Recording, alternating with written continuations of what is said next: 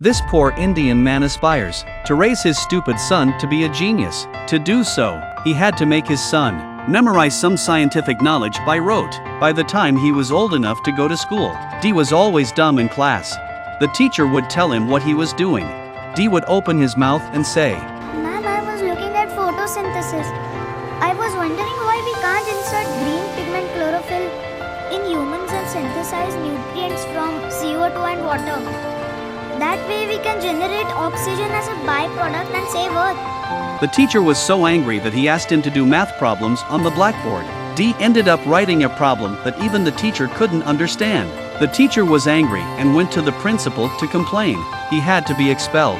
D's parents were called to school. Jack, the father, told the principal directly, "My son has an IQ of 169. His brain is comparable to a computer. He gets perfect scores on every test. It's your teaching style that sucks, not worthy of a gifted child." He said he also took out all the glory of his son. He threatened that since his son was 10 years old, his son has been trained by various prestigious schools.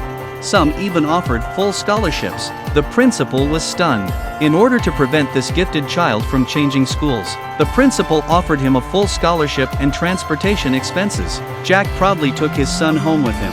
After this incident, D became famous.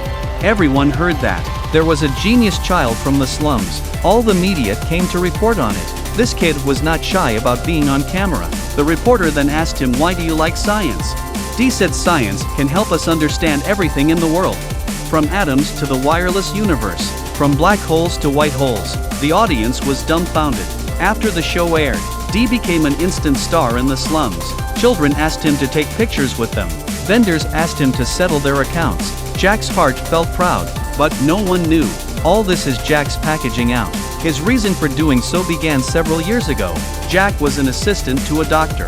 He found that every time there was a shortage of funds for a project, the doctor only had to say a few words to his superiors, often unintelligible terminology, with a high-level PowerPoint presentation, and he could get his superiors to send him the funds. If someone asks the doctor what he means by his words, "If you understood, you'd be me." Jack also understood from the doctor. Just say something that people don't understand. Who would have the courage to contradict a genius?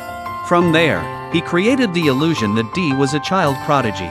That night Jack went to the stall near the school as usual. The father wanted to package his stupid son as a genius. To do so, he paid a lot of money for a copy of the test for elementary school students. People buy those IIT MBBS papers, right? But why do you buy exam papers for primary school kids? I could explain, but will you understand? Back home, Jack worked out the answers to all the questions again, then asked D to memorize the answers in advance to prepare for the next test. Jack also made D recite all kinds of strange knowledge every day.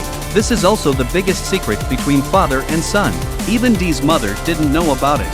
D also became a genius star in the slums. One day, a real estate tycoon approached Jack. They were interested in this slum. They wanted to use D's prodigy's influence to get rid of the nail-biting tenants. Jack will be given a house when the job is done. So on the day of the speech, D stood on the stage, first in English and then in Hindi. From the universe and the stars to social ethics. Finally, the topic of redevelopment came up. D's speech was impassioned. People are in awe of things they don't understand. It was as if there was a sense of awe. They gave a big round of applause. After the presentation, the host asked D to perform mental arithmetic. No matter how many digits of multiplication, D would always give the correct answer every few seconds. This was not prepared in advance. Jack had changed D's hearing aid into a communicator. No matter how difficult the audience's questions are, Jack used the computer to calculate. D's side opened his mouth. As a result of D's excellent presentation, all the residents signed the agreement. In the evening, D was bored and rode his bicycle. He came to Na's house and saw that she was being scolded. Na's mother was very angry. "You play with D all day long. Why does he get a perfect score on her exams?" Na hid on the rooftop and cried. D came over to comfort her and said she would definitely pass next time. Na didn't understand why he was so sure. D said his father could get the test papers.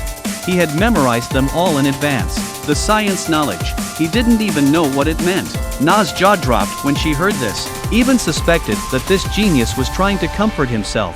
That's why he said that. But D repeatedly assured that he was not lying. Dee also promised not to give her the answer before the next exam, on the condition that she would not tell anyone the secret. As a result, the next day, Na, who knew Dee's secret, asked everyone in the class to recite the multiplication table together. First she asked Dee to start. Jack usually asked Dee to recite all the advanced knowledge, and often recited for the sake of performance. Suddenly he had to recite the multiplication table. He didn't know how to do it. With his acting skills, Dee pretended not to care and walked out of the classroom. But this experience of being teased by Na left a shadow on Dee's mind. Jack took him down the aisle. Dee stopped in the middle of the walk, confessed that he had told Na his secret. Upon hearing this, Jack couldn't sit still, bought a fancy snack and threatened Na. If the secret was revealed, her father would lose his job.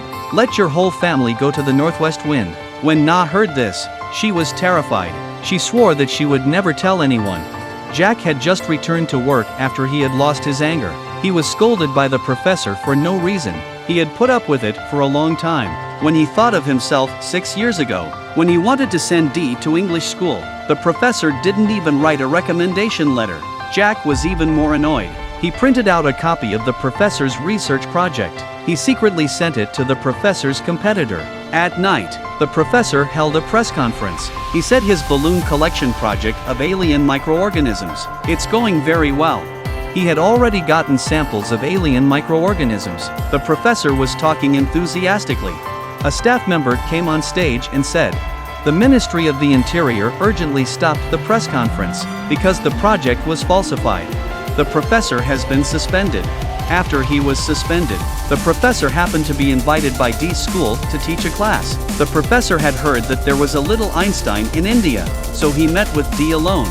Dee came up with a set of scientific questions that people don't understand. "I did not expect that these are easily answered by the professor." Dee's eyes rolled back and forth. He felt very nervous. Faced with the professor's rhetorical questions, Dee remembered what his father had taught him.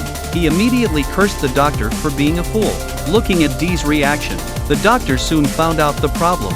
Jack asked the doctor not to tell anyone. It would ruin Dee's future. The doctor spits on him for what he's done. It's a fraud. In order to keep his son's lies from being exposed, Jack verbally attacked the doctor's sore spots, promised to reinstate him and continue his research. Using Dee's influence, Jack quickly did so. Then he asked Dee to prepare a speech to help the doctor prove. In this speech, Dee announced that space microbes have infected Earth. Dee, who has been in and out of the world of fame and fortune, was under too much pressure. Everything around him was making him breathless. Finally, Dee fainted on this stage, and it was exactly the result that was hoped for. The media made the rumor that space microbes made Dee sick.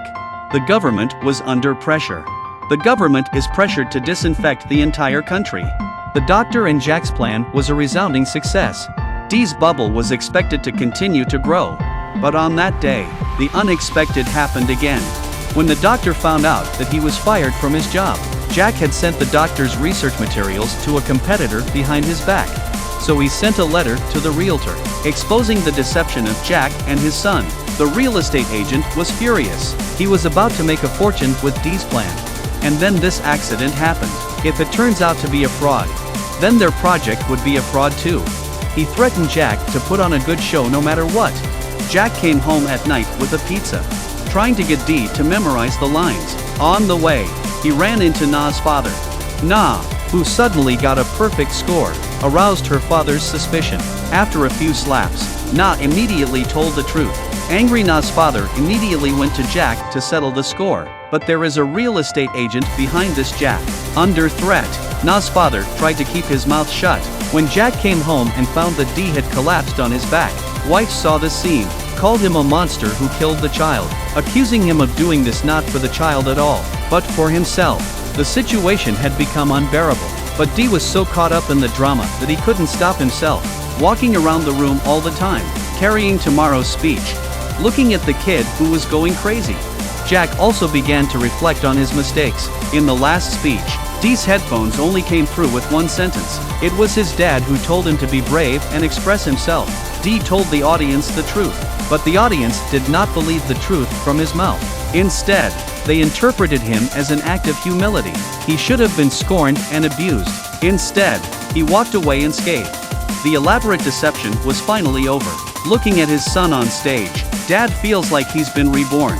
Although D lost his glamour and glory, but the happiness of an ordinary child. This is the end of the movie Serious Men.